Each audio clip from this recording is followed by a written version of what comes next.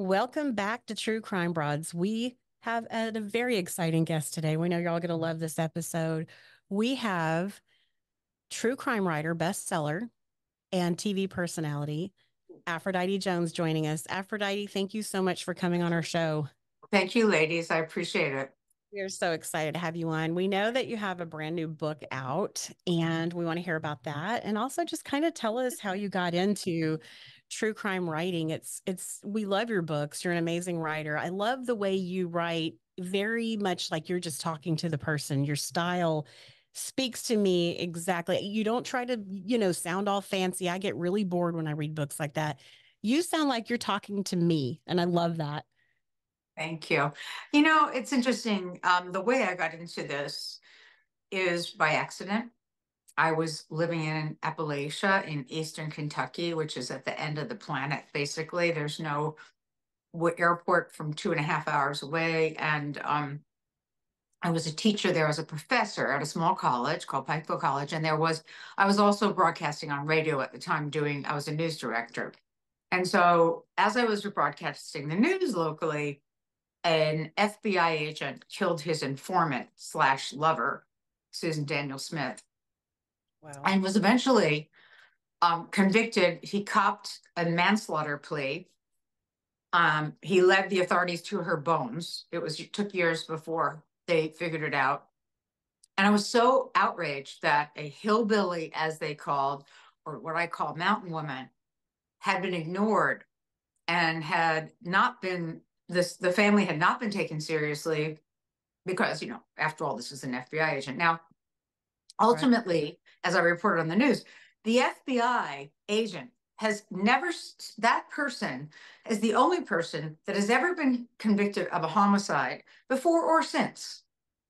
And I'm wondering to myself at the time, where in the heck is the news? Like, okay, I'm doing it locally here, but where's CNN? Where's anybody? Hey, And it just wasn't reported on those channels at that time. I don't know what was going on. It just wasn't. And I really was up in arms about it. So I had an agent for a book, another book I had written, and I pitched this, and he said, "Well, you got to write a true crime book." I said, "What's that?" I mean, I don't write true crime. And, well, give it a shot. So I read In Cold Blood, and Truman Capote. You can't touch hey. that as far as the best writer in the genre, I would say. But I realized, oh, I can do this. And sometimes it's better you don't know what you don't know. Right. And and so at the time there were no FBI records, there were no state police that were cooperating with me. I had none of the things that I would typically have in any other book since. But I did have, and there was no trial, there was no witness that testified, nothing. And it was a plea deal. So I was interviewing the family of Susan Daniel Smith, and I did eventually get to interview some of the police and someone at the FBI, a couple of people, and I wrote that book. It became a bestseller, and it also transferred into a movie called Betrayed by Love for ABC, and Patricia Arquette played the lead. The movie ran for years. And my second book, Cruel Sacrifice, became a New York Times bestseller, hit the top of the charts and was there for months. So once that happened, a horrifying crime of four teenage girls who killed a 12-year-old girl and a lesbian love triangle craziness. Anyway, that book solidified my position in true crime. And even though it almost killed me to write that book because it was so horrifying and unspeakable, I was stuck with true crime. I was basically stuck with it. I was trying not to do Awesome. any more, you know. Well, that's Um, good for us. Yeah, that's that's amazing. it's And very difficult to be in this field in the way that I'm in this field for over 25 years now, where you really take in the subject matter and especially the victims and even the killers. And, for a book, the way I write, I'm engrossed in the story. I go to the location where this happened. I live there. I live through the trial. I live through all of that. And, I take it to heart. It's very difficult to continue to do this for so many years and not have it affect you. So, as I say, it's not something I chose. However, my third book, All She Wanted, which I later changed to All He Wanted, was the first transgender murder known of, publicized in any way in America. At that time, the word transgender wasn't even in our vocabulary here in this country at all. Happened in 1992. I wrote the book in 1993 and changed it to All He Wanted because once all these years later, I realized this was never a she, he. This was a he who was always a he who had not had any hormones or any therapy or any surgery yet and was killed by two men who depanced him. And she, as a woman again, went to the authorities and reported the rape. They raped her. And so she was a girl with her mom in Lincoln and sister, and then she became he when he left the house or left the town. And anyway, so it was a complicated story and one that really eventually became the movie Boys Don't Cry with Hilary Swank. So if anyone's ever seen it, you would know the essence of the story. And so I kind of just became involved in controversial crimes, controversial stories, and that is my fate. And so I've decided to just, many years ago to just accept it. Yeah, I remember Hilary Swank knocked it out of the park acting her role as Brandon Tina. That was pretty amazing. I remember seeing it at the time. Yeah, so and we also know that you have done tons of work as an investigative reporter. Obviously, you had lots of practice from investigating for your books and the in-depth. That's what I just love about your shows. You obviously go really in depth in your books, you live and breathe it. But I also, on the ID channel, your show, True Crime with Aphrodite Jones. Those are riveting because they just go so much deeper. Renee and I were talking earlier how it's not very satisfying when you tune in to hear about a case and they skim the surface and it's stuff you've already heard. Yours is phenomenal. You've got experts on there. You're digging way deeper than anyone else digs. And as a refresher, I've already seen all these, but last night I watched a couple of them. I watched Anna Nicole Smith and I watched John Benet Ramsey, and boy, those were Michael Peterson. That's when I watched. That's when you watched. Yeah, we were just kind of going back over them because we knew you're coming on, and those are just so in depth and so impressive. Would you consider doing another TV show like that again? Yes, and I'd like to do exactly the same show. What happened in that show is that I initially sold it as an author who does go in depth and who can tell the story in a different way, you know, engrossing the audience much more than, as you say, the surface. And that's how the first season went and the second. However, when NBC Peacock got a hold of the series and produced the next 4 seasons, over the course of that time, they kind of forgot that that was the message. That was supposed to be what we're doing. And so it became different than what I had pitched or imagined. And so having said that, I want to go back to where I started and tell these stories, true crime sagas, in a way that really captures the underneath the surface, the story that you didn't know about the story.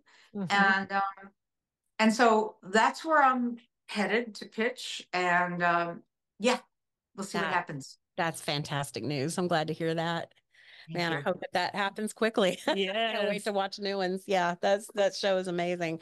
And anyone out there, a lot of us true crime, followers have the ID Go app on the phone, and I watch those shows. I'd seen them on TV years and years ago, but to watch them on my phone on the ID Go app was kind of interesting. Yeah, it's just kind of handy. You're laying there, you can pull it up on your phone. You gotta love technology, but because that wouldn't have been available probably when those shows came out. It's only been like what, 12, I think it's like 2011, the ones that I watched. So it's not terribly long ago, but no, not terribly. But the interesting thing is my first season, which ran in 2010, is the season where I covered the biggest crimes: O.J. Simpson, Phil Spector,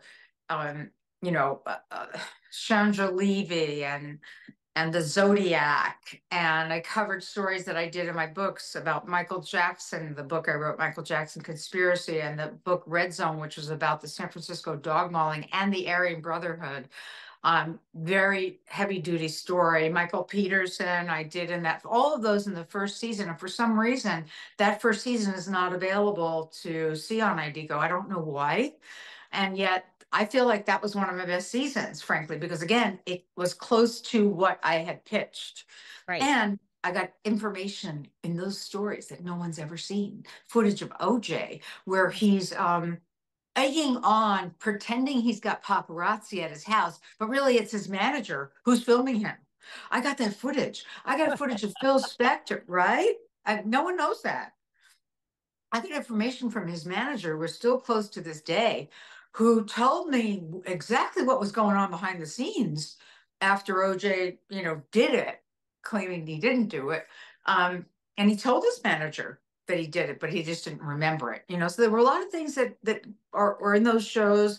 Again, Phil Spector, footage of him in his mansion, his weird castle in Alhambra, wearing puka beads and a Hawaiian shirt, talking about, basically he's the king of the world and, who are all these women? A very strange footage.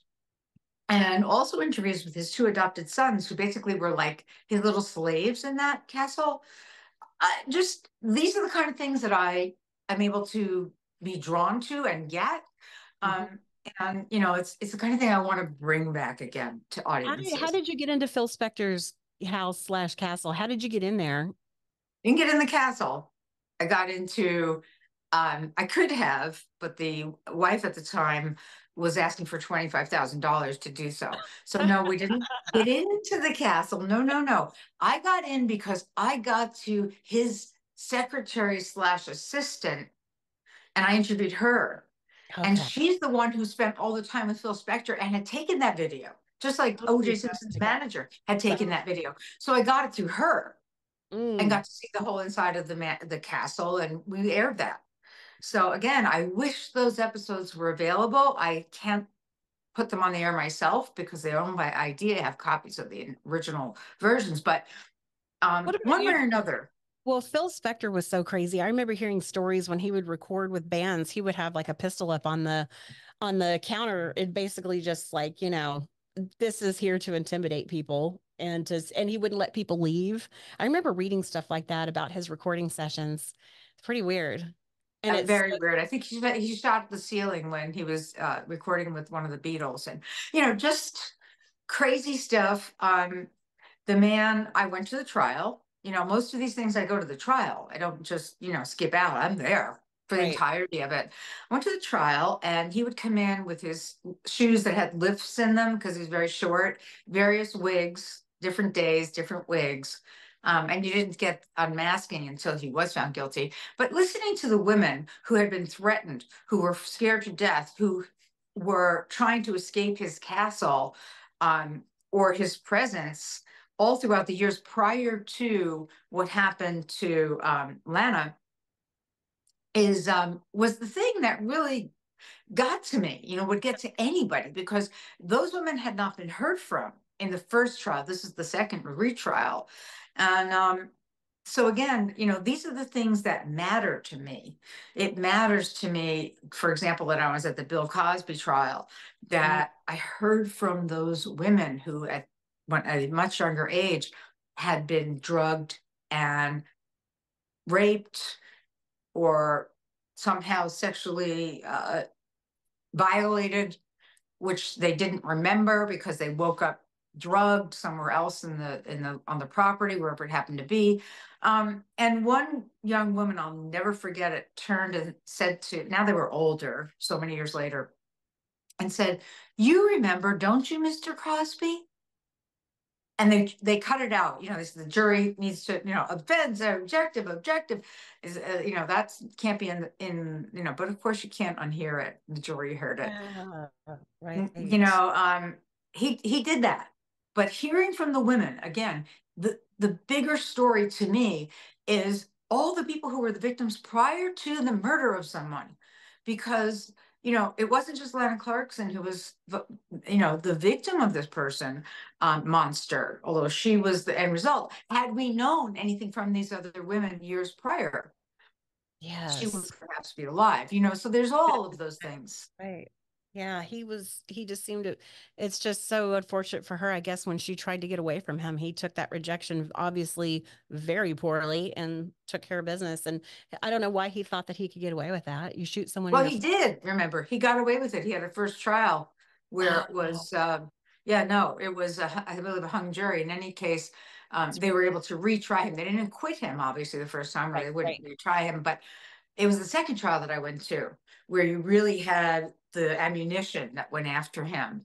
And I'll Mhm. never forget the blood, the blood stain forensics on the thing, and how one expert testified blood doesn't go around a corner. Right. Because it was blood found, you know, microscopic blood found on the stairwell. And he supposedly, she shot herself, he claimed, in a chair in the main room.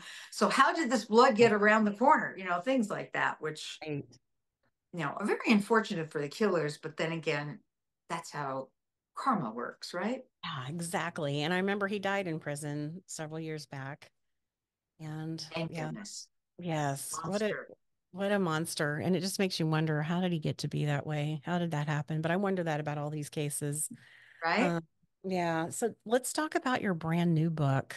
We have had the pleasure of looking at it and reading it. And so Levi's Eyes, your brand new book. It's been out a few months now. Can you tell us a little bit Mhm. about it and how you got drawn to it?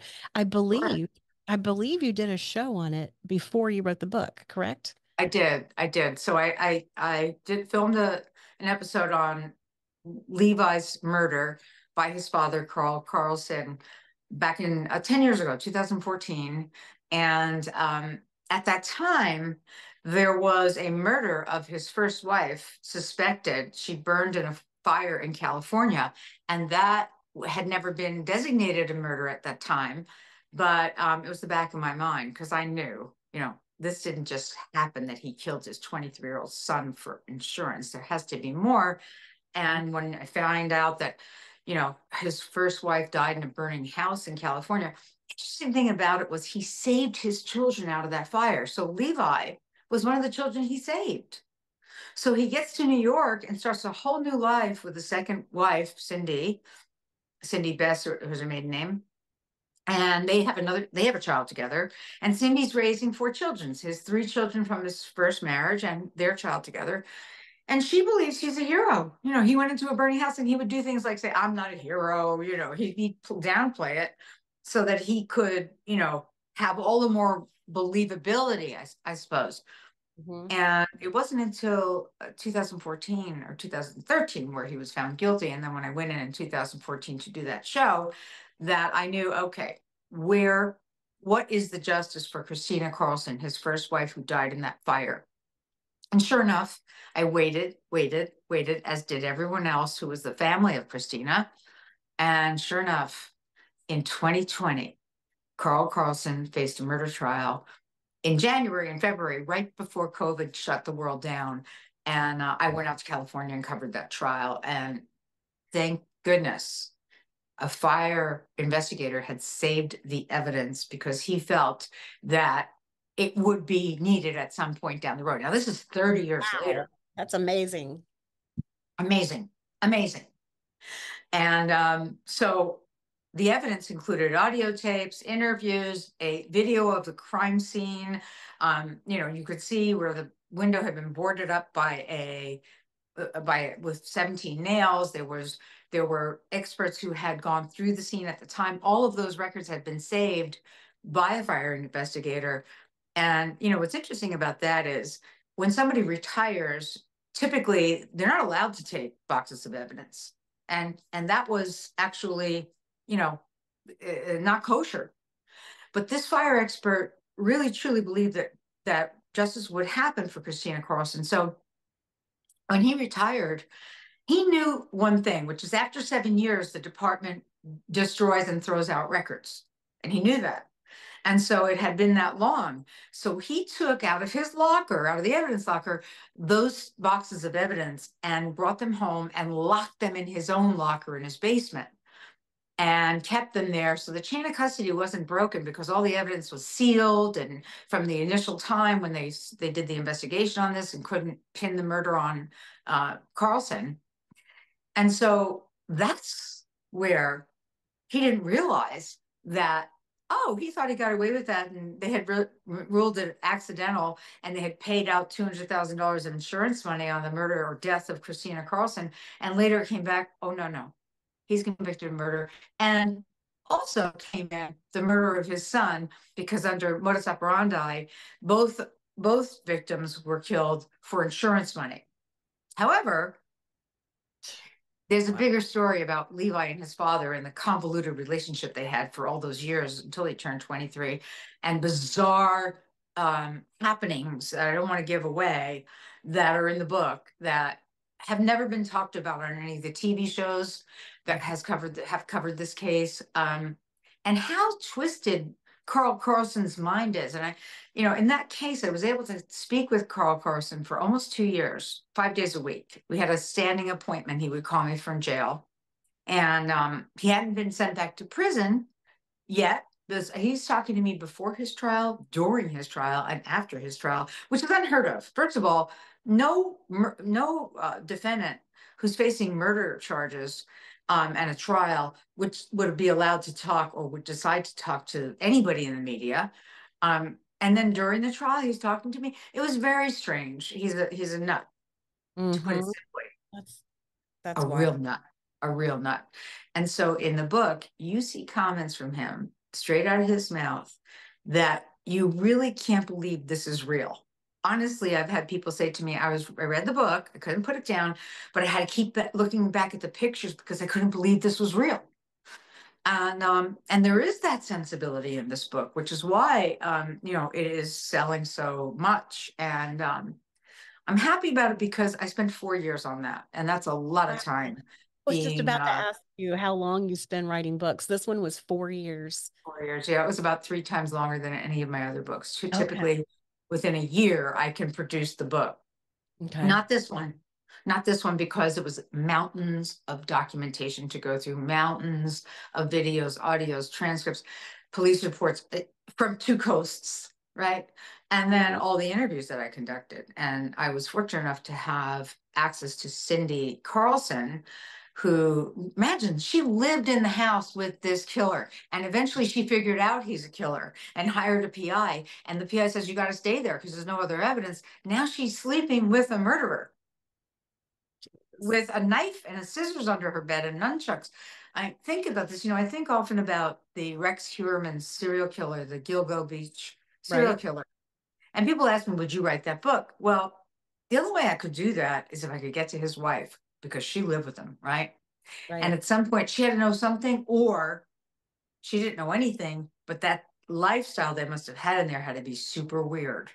And I don't think I'll ever get to that wife, because they suspect that she participated in some of this or was aware. I'm not sure that she did or was. I don't believe that, but I think she would probably feel that that the finger would start to get pointed at her if she cooperated or did work with anybody else. But my point being, if you could get inside that household with somebody who's living with a killer, then you have access to what a bizarre life that had to been. And that's what happens with Levi's Eyes. Yes. And what a perfect title for it too. Who comes up with the title for the books? Do you do that, or does the publisher chime in? I do. Okay. Love it. Love it. Yeah. No, Levi's Eyes, you have to remember what it goes back to, and the twisted notion here is what he saw. Right. What he knew. That he had seen. And it was a threat to his father. So the father didn't kill him just for life insurance money. That was extra. There was something else going on there in their twisted. How many years was it between his mother's death and then or murder, and then the time that he was killed? So she was killed on New Year's Day, 1991. And he was killed on November 20th, 2008. Wow. So quite a few years later, and then justice didn't happen for Christina until 2020. So in essence, that was 30 years later. Unbelievable story. Everybody go pick up the book. And the writing style too, like I said before, is so good. Yeah, it just draws you in. You feel like I told Renee, I said, it's just like the way you and I talk to each other. Yeah. It's not, you're not getting caught up in trying to interpret what they're saying. You're just talking to us. I just love that. Thank you. So, have you ever changed your mind about a case after you wrote about it or did a TV show about it? Have you looked back on it and gone, well, new stuff's come out. I feel differently about that. So in the case of the Michael Jackson criminal trial in Santa Maria, which I covered gavel to gavel for Fox News. Yes. Before Fox News became so one-sided, back when things were a little different. Right. Any event, during that trial and prior to going there, I had already determined that Michael Jackson was guilty. And so did the rest of the media. So we were all looking for a guilty verdict, and we believed it was going to happen. People were saying he really should flee the country. He's going to be locked up. People were waiting. There were people lined up to who would get the first photograph of him in jail. Right. And, that would have been a cottage industry of people. Think about it. If Jackson is in jail and he's sick and he doesn't have a wig on or blah, blah, whatever the case may be. And then who visited him? Was it Janet Jackson? Was it Debbie Rowe? Was it his? All of that would be a constant fodder for the tabloids. And would have been a huge $1 million industry just on Michael Jackson. And I believed he was guilty. I truly did. Sat through the whole trial, watched everything. And then when it was over at the end, when the jury came down with, all those not guilty verdicts, all of a sudden I realized the emperor has no clothes. Wait a minute here. What's going on? Oh, I get it. There was never any real evidence that he did anything to this kid, because the truth of the matter was, and what was testified to in court, is that this kid had cancer. And Martin Bashir, the documentarian, brought that kid to Neverland in order to film a part of the documentary about how Michael Jackson helps children who are sick. And that documentarian also insisted that they get on the bed together and hold hands, and then ask the question, do you sleep together in the bed? And Michael said, sure, it's not sexual, la la. And then, of course, that went viral. That went crazy when it aired in England. Martin Bashir made a big name for himself at the time. He set Michael Jackson up totally. And the truth of the matter was, and we saw this in court, is that boy went back to Neverland along with his mother and his siblings after the Bashir documentary aired, and they taped what they call a rebuttal video, which no one has really seen. And in that rebuttal video, the family, the mother and the 3 kids, including the accuser, talk about how good Michael was to them, how they called him Daddy Michael, how he saved the kid from cancer. The kid himself says, Michael told me to eat the cancer cells up like Pac-Man, just eat them up, you can. And so they're talking about no one cared about us other than Michael. Where were they? The mother was saying, when we didn't have food to put on the table, where were they? Well, we saw that over and over again in court, but yet no one reported on it, because in my case, the producers for Fox News, Bill O'Reilly, wouldn't let me answer any questions or talk about things I wanted to talk about, exculpatory evidence, which that was. Even though I kind of believed at the time maybe they were coached, they later testified they were coached to participate in that rebuttal video. So you had 2 sides of the coin there. You could choose to believe.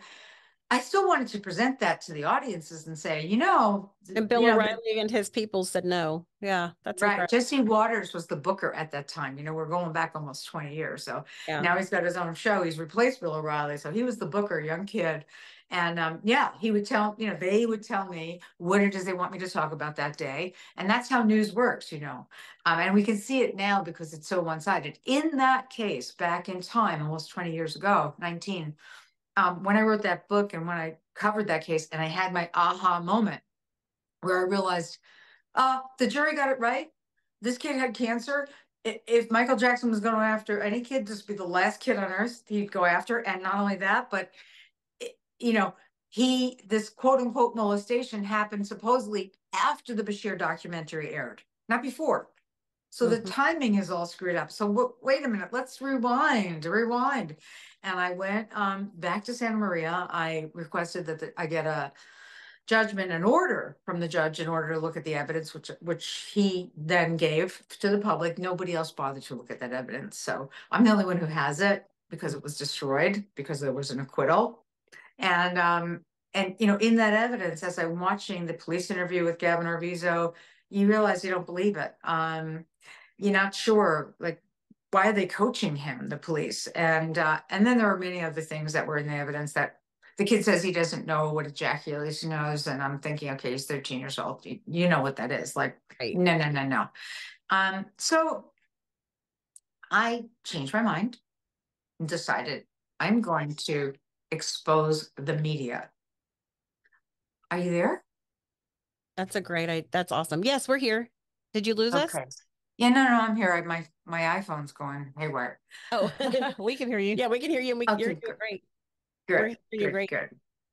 The meeting being recorded. Okay, sorry about that. Anyway, so where was I? Change my mind? Yeah, Michael Jackson. You were saying that 13-year-old boy. 13-year-old boy knows what that is. That was kind of the last thing you said. Yeah, right, Okay. right. Cool. So, you know, at the end of the day, I realized that Jackson was innocent and the jury got it right. And I went back through the evidence and I went back through all the trial transcripts and was able to produce a book called Michael Jackson Conspiracy, Yes. where in essence, the prosecutor, Tom Steadman, was conspiring against Jackson all along after the Jordy Chandler settlement. And so for many years, he did whatever he could going around the world to Australia and wherever else to try to find victims so that he could get Jackson behind bars. And that did not work out for him.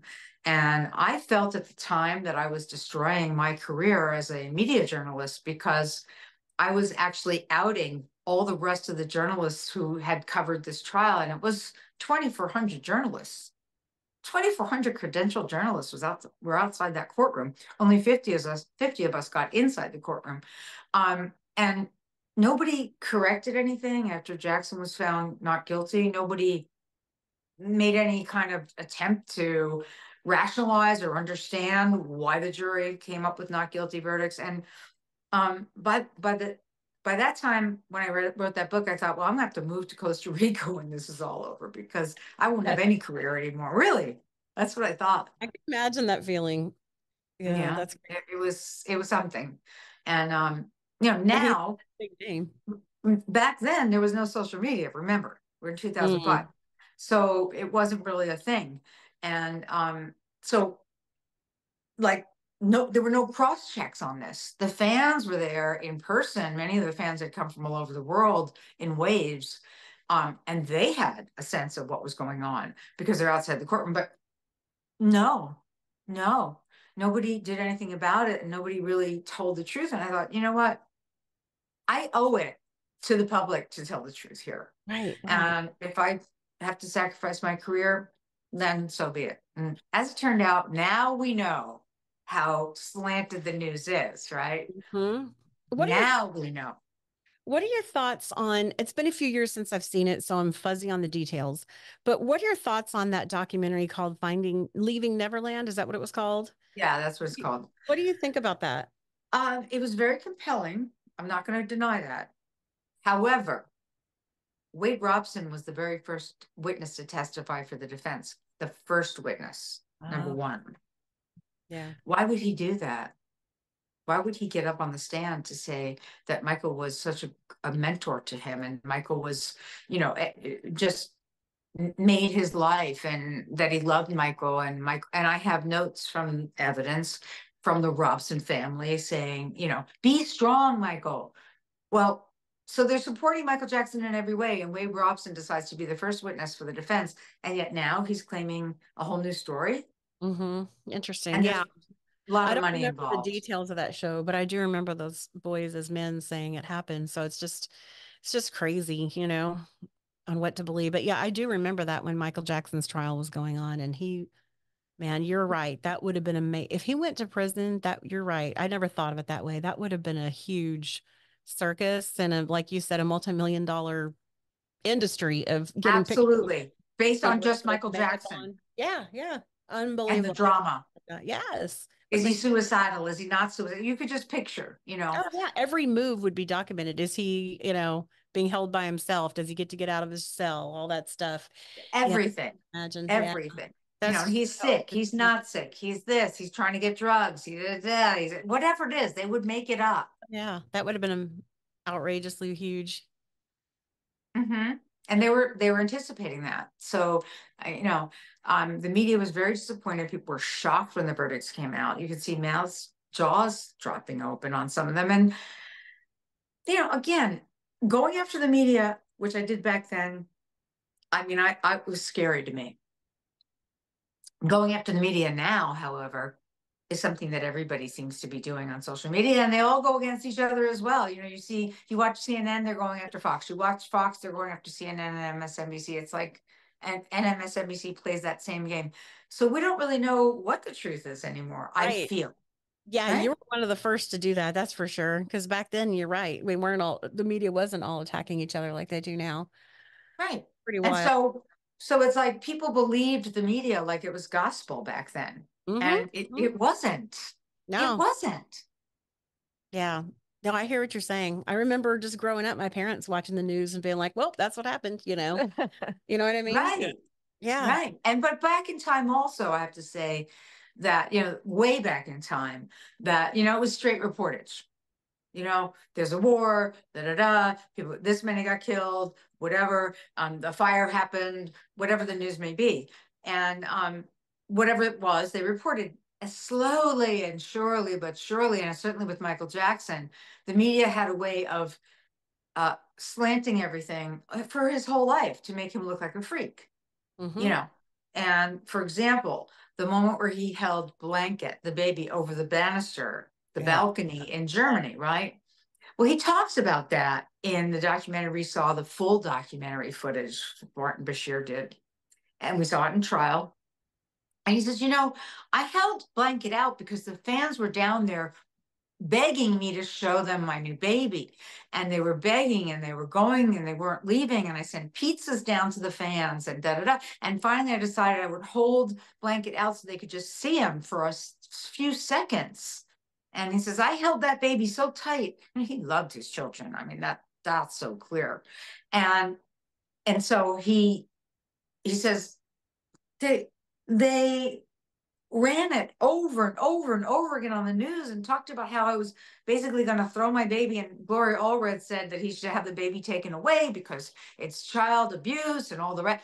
No, it wasn't. But the media could make it look that way. Absolutely.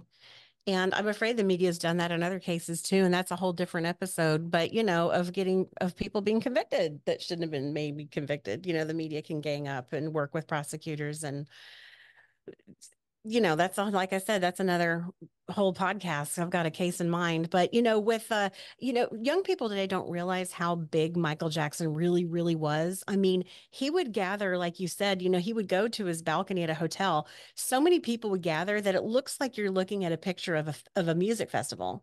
But he's not performing music. That's not a concert. He was just waving at fans. That's how big he was. He was absolutely humongous back then. And it's hard to even conceptualize of that. Then all these years later, there's nobody who can compare to him in terms of the fame. He was known worldwide. This was when no internet. This was when nothing, was worldwide. Nothing. Yeah. But he was worldwide.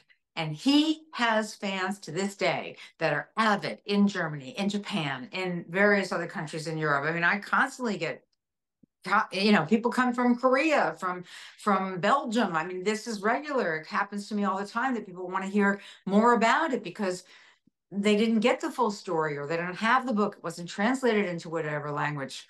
And, although it has been translated into a lot of languages, I will say that, which is cool. Michael Jackson, without doubt, is the biggest single star that we can think of in history. I don't think there is anybody else who reached the Aborigines in Australia. I just don't. No, absolutely. Okay, so what's next? for you, Aphrodite? We hear you're pitching a show, or you're going to start pitching shows. That's I'm going to really start pitching a exciting. show. I'm also contemplating starting a YouTube channel rather than a podcast. Nice. I have so many true crime stories that, for example, what I did on my show, I did 63 episodes, and of those, especially the books I wrote, those stories have not been explored in the way that they should be or told. And I really do want to have sort of more interactivity with the audience. So I have to kind of figure that out. I don't know how possible that is, because I know it's difficult to do that and be live, but I'm trying to suss that out. In the meantime, right now I am just taking a break, ladies, I from was going to ask you.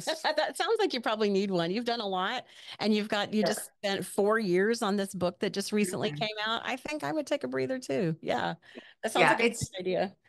I need to do that. I truly need to do that. I have to kind of juice up again. And, that's one of the things in this genre.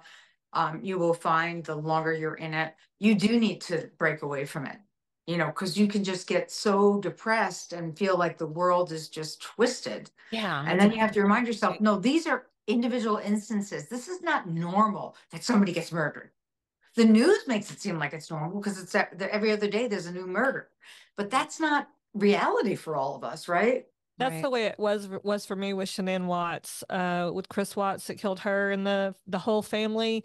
I was so Mhm. into that case, and then eventually I had to pull myself away from it because it was getting to the point where every time I saw an oil well, I would think of them, and then every time I would see a video of her, it would literally make me cry to where it would like stress me out. I was like, okay, I'm done. So I had to pull back from that one. That one really got me. And the thing I notice about with my life is no matter where I go, that I'm in California. I mean, that's the Berkeley Marina. That was the whole Scott Peterson thing. I Oh, mean, I can't not look at the San Francisco Bridge and the Golden Gate Bridge and not think about how he hoped that her and her child would be swept out under that yes. bridge, and or anything else. It's interesting Yeah. to me and kind of horrifying that I'll see like a particular restaurant or a gas station or whatever, that's a chain, like Circle K. The book I wrote, Cruel Sacrifice, about those girls, Mhm. is the most haunting of all the books I've ever written. Um, and so they filled up, they battered and abused and violated her with a tire iron. It's a horrifying story of a 12-year-old who was murdered, but the thing about it was she wasn't dead, so they actually poured gasoline on her and lit her on fire, and she was still breathing, and that's how she died. Horrifying. Horrifying. And they went to a Circle K, which is a big chain Right. and gas station kind of thing, convenience store. And they went in and they bought a big 2 liter or liter, whatever it is, bottle of Coke, poured it out outside the gas station, and filled it up with gas. So anytime I see a Circle K, if I'm traveling, Mhm. I mean, I'm like, oh my God. Yeah. Right. Because you think about I was just in Naples, Florida. I saw it. I said, I wish they didn't have it down here, because now it makes me. So that's the kind of thing that I have to fight. Mhm. Um, it's very difficult to unsee things. Oh For yeah. example, Shanda Scherer, who's a 12-year-old, when I was doing that, and of course, I get into the evidence. I go to the courtroom, I go to the DA, I get the evidence in my hands on every one of these cases. So now I'm at the DA's office, and they're going to let me see this video, and it's of Shanda in the field where she was killed. And the clerk says to me, "Are you sure you want to watch it by yourself? Would you like me to sit here with you?" I said, "No, no, it's fine. I wanted to write my notes and whatever." Little did I know that to see what happened to that child, and to see how her skin was all charcoal, and to think she looked like a blow up doll from the distance, and then they get closer and closer. I can't ever unsee that. No. And similarly, with what happened to Shanda Scherer, they had locked her in the trunk of a car. And she, in those old days, old cars, you could get through the back, through the speakers. You could get into the back seat. There was a possibility of that, not anymore. And that child was in that car. being violated and hit with a tire iron, and again, raped, etc. And I say etc. because I don't want to get into details. And I got the police to let me see that car and open the trunk, and the blood, I could still smell it. It was dry, but it was brown, but it was there, and it was all throughout the trunk. And you could see where she was trying to scratch her way through the speaker area where the speakers were. And again, that's something I can never, ever forget or unsee. And No. so, you know, unlike people who are doing podcasts, unlike people who are doing stories for television, you know, they don't get that involved. They don't have the opportunity or the time really to do that kind of work. And even in my show, I would insist on, I want court transcripts. I want, you know, I did the West Memphis 3. I'm in the police station getting the actual documents that to me are showing these kids were set up. And, you know, as I'm doing all of that, people are thinking in the television world, you know, we don't have time for all this. We don't have time for all this. And I'm thinking, no, we do have time for this because I need to look at this stuff. So again, that kind of faded away over time because, you know, producers and television networks have their own idea of how much in depth you should go.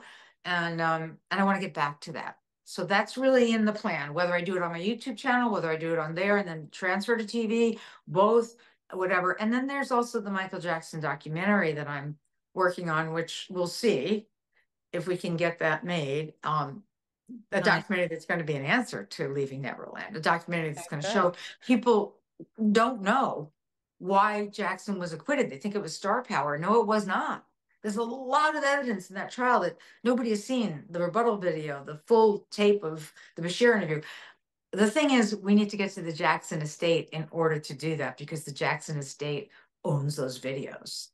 And even though I have copies of them and they were entered in court, I don't want the Jackson estate coming after me. So there's a whole dance that has to happen in order to look at getting that documentary done. But there's a lot of interest in it and financiers for it because they know that people around the world would watch it. So that's a project I'm in the midst of. I'm also going to be speaking at CrimeCon this year, which I did 7 years ago. I was the inaugural speaker on that whole thing, which is now a huge deal. I'm going to do a presentation on Michael Peterson and the book I wrote, The Perfect Husband, and how the staircase is a total lie. I'm going to expose it. And the best is that I'm bringing along Amy Beth Berner, who is an eyewitness to what she saw in Germany at the stairwell where her friend Elizabeth Ratliff was found by Michael Peterson at the bottom of the stairs. And so, you know, it's going to be quite shocking when people realize why there is an owl theory, because I know why, and also what the real evidence is that was conveniently left out of the documentary, The Staircase. 13 hours, never mentioned luminol, blood tracks, you know, all the various evidence that was just ignored. There was blood on a Coke can outside in the back of the mansion. There was a blood drop in the front that they found. There was blood on the wall frame. There's an indication that she had been dead for hours. I don't want to get into all of it here, but I will get into all of it at CrimeCon. So I've got that coming up. Yeah. Busy. Can't wait. Okay, well, awesome. We're so excited you're on True Crime Rods. Thank you so much. You know, there's a case that we kind of what got our podcast started was the Missy Beavers case. I'm not sure if you're familiar with it. It's super bizarre. Poor Missy. I know it, of course. Yeah, she's our age, you know, mine and Renee's age. Renee actually knew her, my co-host here. I didn't know her personally, but I was attracted to the case because her 3 kids are the same age as my 3 kids, and I grew up in that area as well. And she walks in to teach her Camp Gladiator class to get set up before students arrive, and she's killed by someone in police tactical gear. Do you have any thoughts on that case? Have you dug into it at all, or what are your initial your initial reaction to that video? So my initial thing is, first of all, I'm so glad that you, and I know Renee, you worked with her at some point, that that you decided to do this case, and that, you know, that was what launched you into your podcast. Both of you are very brave, and really just it's important that people do not forget those cases that have never been solved. And oftentimes what happens is if something's unsolved, it's a story on TV for a minute, and then that's the end of it. So I'm glad that you've kept it alive, and I give you kudos for that. it's interesting that the person, it's very eerie to see that footage of the perpetrator, the murderer, walking around very casually in the hallway of the church. And to think about what time that was, we're talking about 4 o'clock, 4:30 in the morning, before 5 o'clock in the morning. How did this person know exactly when Missy would have been coming in there to teach her class? How did this person know that the class would be taught inside? Because usually this class was taught outside, and only if it's raining did she go inside. So there are a lot of little elements here. Who was this person? Was it a male? Was it a female? There are a lot of theories about this. I personally think, looking at it, the person looks like they're doing some kind of weird moonwalk, and not Michael Jackson moonwalk either. It's some kind of, right? It's some kind of like force of gravity that's not working right. And you wonder, is this person wearing bigger shoes? Because that's what I think. That's Yeah, what we think. yes. Right. And so that would make me think it's a female.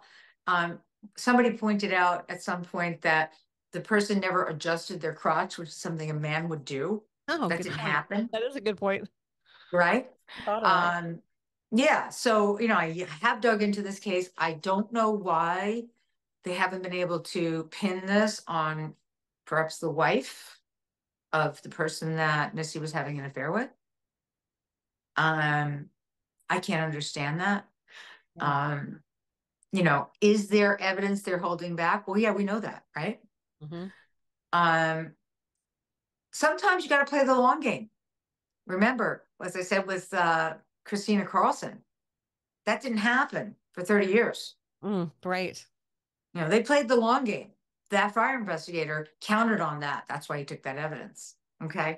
So they got to play close to the vest. People really don't understand that either, especially the victim's family. They're like, why aren't you telling us what you've got? Why aren't you telling? Well, and true crime fanatics out there, why don't we know? Well, because if you knew, you're going to give away to the suspect what you've got. And I remember another case I covered.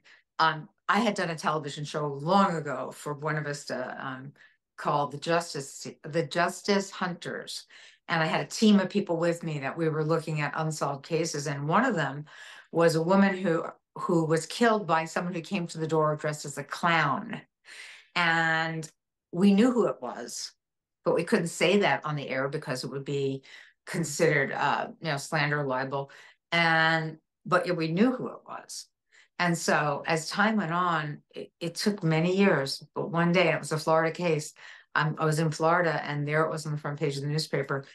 That person got caught. And it took, I don't know, 20 years. Wow. They What was it that finally led? pinned it on that woman. How did they do it? Do you know?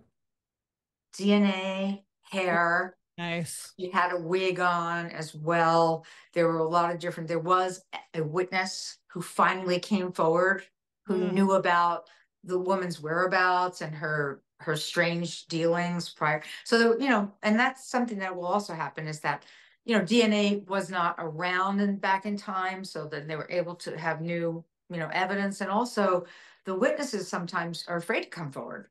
And then later, as time moves on, they realize, you know what, I need to talk about this because it's on their mind, it's on their conscience, So, yeah. Awesome. I think it's great that you're doing this case. I think that Well, there thank will you. be Think it will?